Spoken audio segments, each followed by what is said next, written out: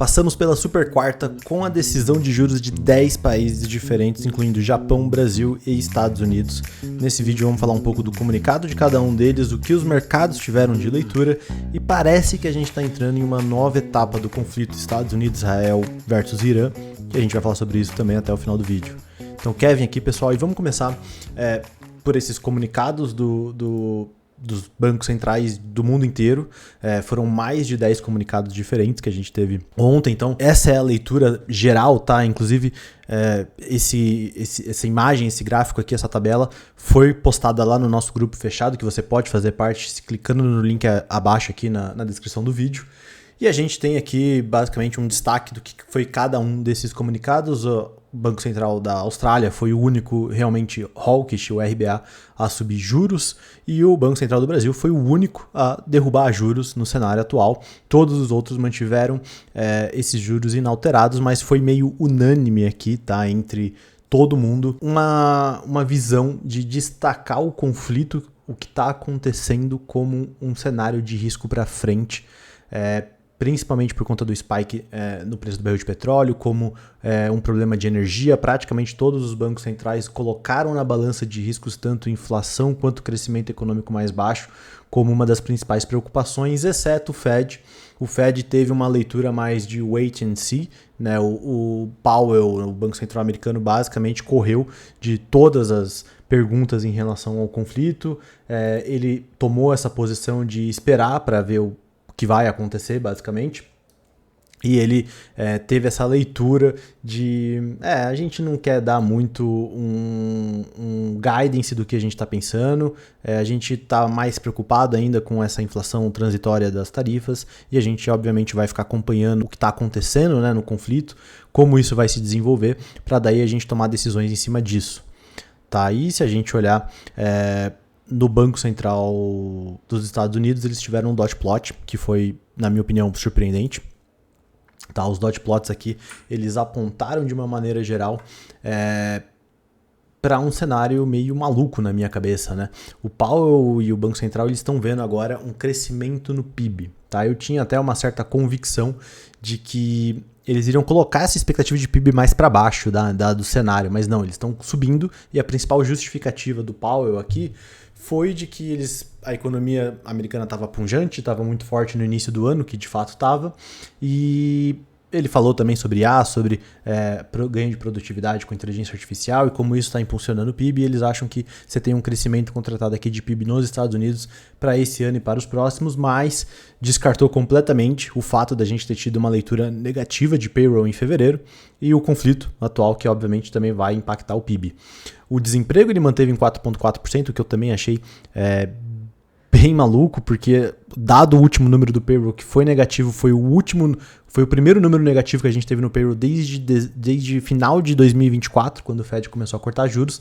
Então deveria ter preocupado o Fed, eu achei que eles iam aumentar essa projeção de desemprego, mas não, eles mantiveram em 4,4%. A justificativa do Powell aqui na coletiva foi de que fevereiro talvez tenha sido só um rebalanceamento do dado muito forte de janeiro, que se você pegasse janeiro muito forte por essa queda forte em fevereiro, talvez você tivesse ali um net zero ali de criação de empregos, e não dá pra gente se basear só com o número de fevereiro, que vai ser revisado provavelmente aí no dado de abril. Então vamos ver, né? Mas não subiu as projeções de desemprego, apesar desse dado ruim de fevereiro. E ele subiu 0,3 no PCI, o que eu também achei meio surpreendente. Eu achei até que ele poderia vir com algo mais perto de 3% aqui, porque se a gente olhar o PCI atual, ele está rodando mais perto de 3%. A inflação dos Estados Unidos está rodando mais perto de 3%.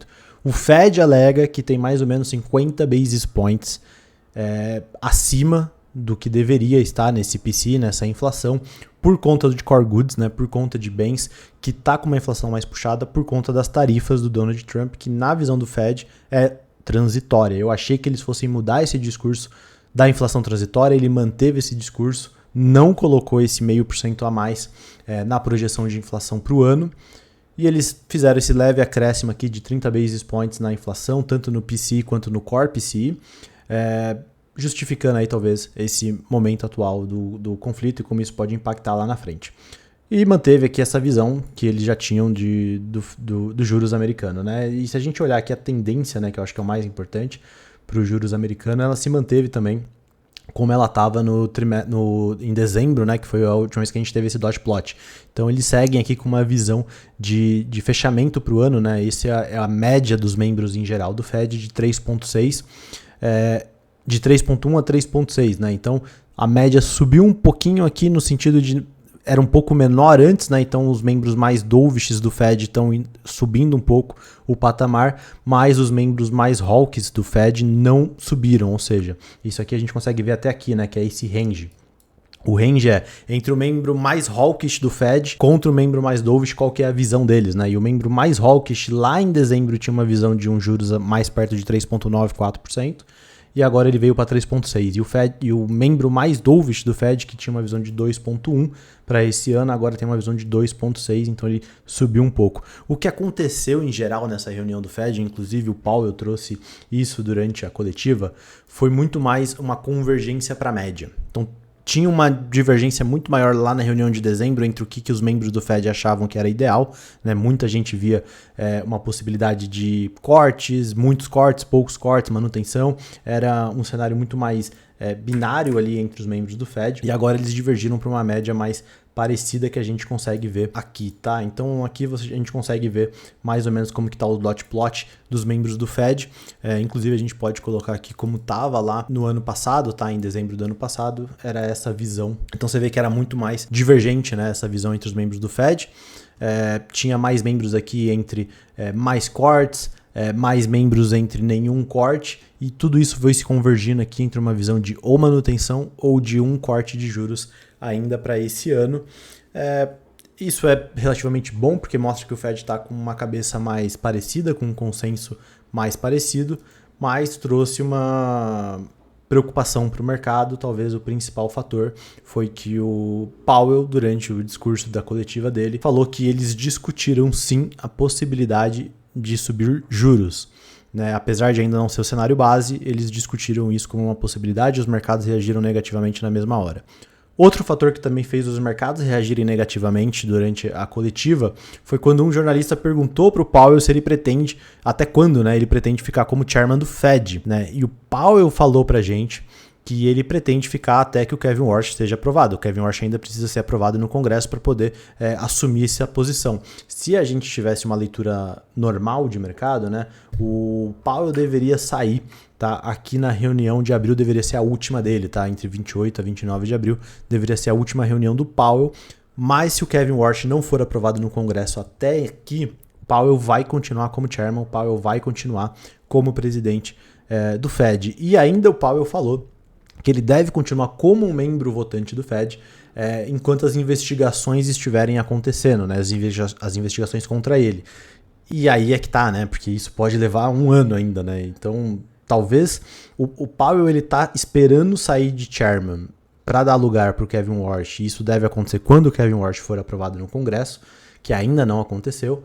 E ele ainda vai continuar como membro do Fed até que as investigações contra ele terminem, que coloca ali um pouco de pressãozinha ali, né? É um jogo de gato e rato ali entre ele e o Trump.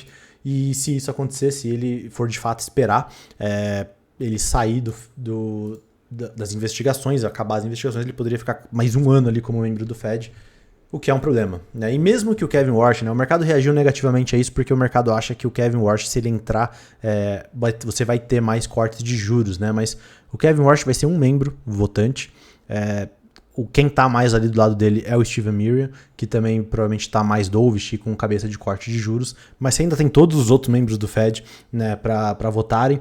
E o Powell até falou isso, e eu acredito também nele, de que a entrada do Kevin Warsh não deve mudar tanto essa dinâmica de como os membros pensam independentemente, né? Cada membro é independente no seu voto, na sua decisão, e eu não acho que a entrada do Kevin Warsh pode influenciar tanto eles a ponto deles mudarem drasticamente a visão. Talvez ir para um corte e tal, se eles estavam com uma cabeça de manutenção, mas não vai mudar drasticamente a visão deles, né? E o mercado precificou imediatamente, né, essa visão do Fed. Você vê que agora primordial aqui é muito mais, subiu muito as possibilidades da gente talvez não ter nenhum corte nos Estados Unidos esse ano.